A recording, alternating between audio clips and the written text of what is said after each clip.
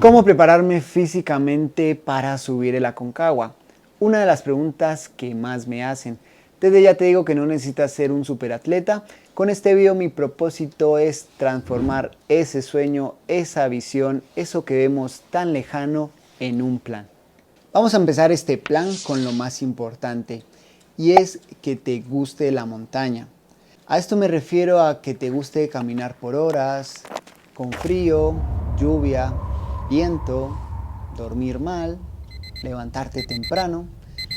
En resumen, que te guste sufrir. Bueno, no tan así, pero espero que se entienda que nos debe de gustar ir a un ambiente natural con todo lo que implica. A esto le vamos a añadir que durante la semana estemos haciendo por lo menos 1 o 2 veces actividad física, ya sea yendo a la montaña, haciendo un deporte o yendo al gimnasio para fortalecer y prevenir lesiones. Y esto también lo vamos a complementar con una buena alimentación. Como este video lo estoy haciendo pensando en personas que no tienen nada de experiencia, te quiero dar un super tip que te va a ayudar a complementar esta base. Y es buscar un grupo o amigos con quien hacer esto. Si no tienes idea de cómo empezar, vas a ir a Google y vas a poner club de montaña y la ciudad donde estás. O vas a poner senderismo y la ciudad donde estás, trekking y la ciudad donde estás, y seguro vas a encontrar un lugar donde hay mucha gente que igual que tú disfruta de esto, que están entrenando, y eso te va a ayudar a mantenerte en un constante aprendizaje y mantenerte muy motivado para hacer salidas, para entrenar y todo lo demás. Y continuando con este plan, he diseñado esto en forma de escalones, ya que pretendo que se entienda que esto es un proceso donde hay que hacer cada etapa y evitar saltar los escalones. Si se dan cuenta, empezamos de los 3000, ya que entre los 2500 3000 metros, debido a la baja presión de oxígeno, nuestro cuerpo empieza a aclimatarse y va a tener unos cambios más allá de solo sentir que nos falta el aire. También lo he hecho hasta los 7000 porque es casi la altura de Aconcagua, pero esto lo pueden utilizar para planear cualquier otra montaña. Bien, en este proceso vas a empezar con salidas por el día. En estas salidas vas a empezar a usar bastones, vas a empezar a escuchar sobre la teoría de capas para aprenderte a vestir y saber qué tipo de ropa debes de tener para ciertos ambientes. Luego vas a estar planeando salidas de más de un día, donde vas a empezar a llevar una mochila mucho más pesada, vas a llevar tu carpa donde vas a pasar la noche y también vas a tener otros materiales. En este proceso también lo importante es ir consiguiendo el equipo poco a poco, ya que el equipo de montaña generalmente es un equipo costoso. Entonces, a medida de que vas ascendiendo, también vas adquiriendo equipo en el proceso. El objetivo de este plan es que seas muy independiente, así que también vas a tener que tener la capacidad de cocinar por tus propios medios. Aquí es cuando el montañista se vuelve profesional en cocinar fideos Maruchan. A medida que ganamos altura, nos vamos a encontrar con un ambiente mucho más frío, donde predomina la nieve y el hielo. Esto también lo podemos practicar en épocas de invierno a más bajas alturas. Aquí vamos a empezar a usar lo que son las botas dobles. Cuando hay hielo vamos a usar lo que son grampones y piquetas, entre otros materiales. Y como te decía al principio del video, no es necesario ser un superatleta. Después de haber ascendido bastantes montañas y tener mucha experiencia, vamos a aprender lo más importante, y es conocer nuestro cuerpo en la altura. Aconcagua es un lugar donde no necesitamos saber escalar técnicamente ni tener muchas habilidades.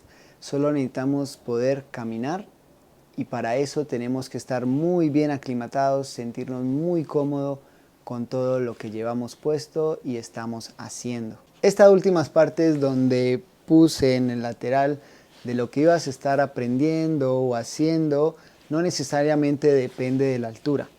Simplemente son cosas que deberías ir aprendiendo a medida que te involucras más en la montaña.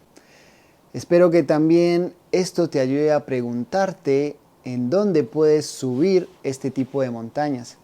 A veces no sabemos las montañas que hay dentro de nuestros propios países, O a partir de esto empezamos a ampliar ese espectro y preguntarnos a dónde podemos viajar. Entonces, lo más importante acá, como decía, es que te guste la montaña y que puedas disfrutar este proceso. Un detalle a tener en cuenta en esta preparación para subir a Aconcagua es que algunas personas creen que la única forma de entrar a Aconcagua es cuando se pretende ir a su cumbre, pero dentro del parque se manejan diferentes tipos de trekking. El más sencillo y el que se puede hacer en familia es el trekking de la laguna.